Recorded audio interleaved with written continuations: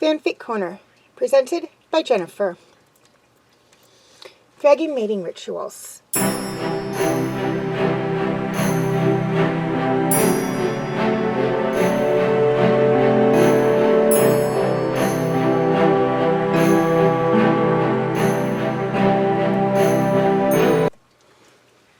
It had been days since he set off to find something suitable for Serena, and so far, all he had was a rock that sort of looked like an eye. It was nowhere near enough to get her to accept him. He sighed as he thought about the dragoness. The full moon was a week away, and he still had to find the perfect gift from nature to present to her. He knew there weren't many wanting to mate with Serena.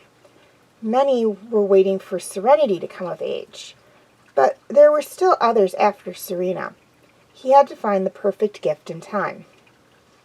Opening his starry wings, he took to the sky and headed further away from his clan's territory in search of something worthy.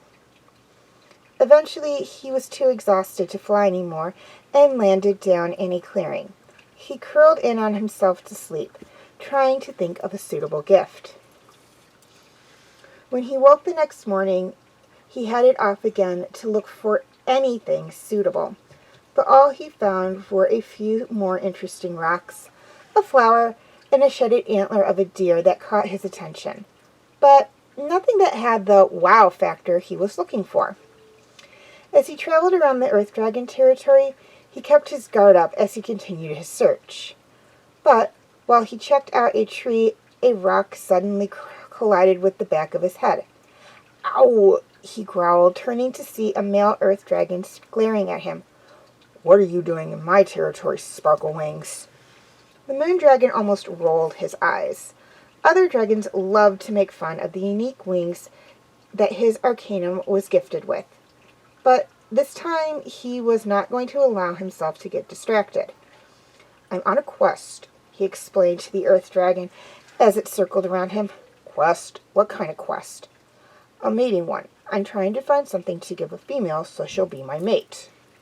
The other male hummed. "Yeah, you Sparkle Wings don't build like we do.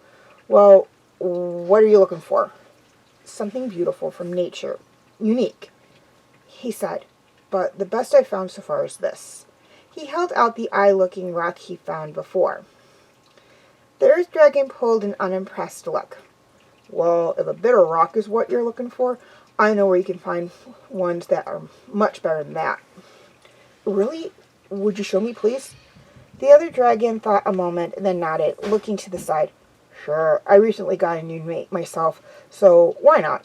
Come on, follow me. Den's not far." Walking through the forest, they eventually came to a cliff face with a large hole dug into it and a female laying in the sun out front. Slowly, she looked up as the pair approached. "Rumble? Who's this?" "Some Sparkle Wing looking for a gift, Garnell. Though he thought he might like some of the ones we dug out the other day." Garnell hummed as she lay back down. "Sure, get them out of our cave.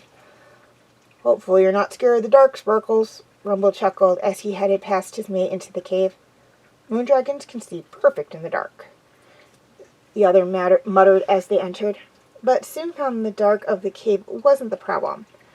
As they began to go deeper underground, the tunnel became narrower, and the rocks getting closer and closer to his scales before finally opening into a cavern. Rumble moved to the side and pointed to a pile of rocks in the corner. Over there. Take your pick, he said as he began to claw at the wall, digging at them. We keep finding lumps of metal and putting them over there. Should be something you can use. Thank you, the Moondragon said sincerely to the other male, then looked over the rocks the earth had given. It took him a while to pick out the right one, but eventually he picked out a lump of rock with a range of red, gold, and coppery streaks running through it. Are you sure I can just take this? He asked the Earth Dragon, who had been watching him. Rumble nodded. There's plenty more underground, and they just keep taking up space. You could take the whole lot for all I care. With the rock in his mouth, the Moondragon turned and climbed back out of the cave, blinking as his eyes readjusted to the sunlight.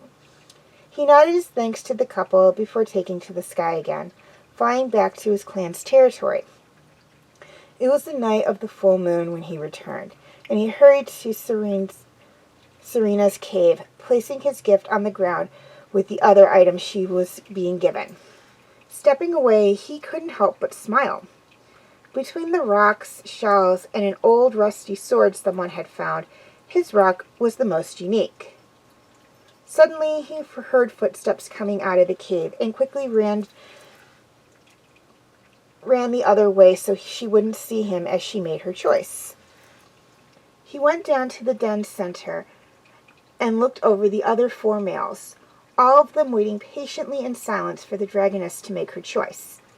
It was a long few minutes, but eventually her slender form walked down the cliff to them and placed down the old sword. Chosen by the moon, she said with a soft smile.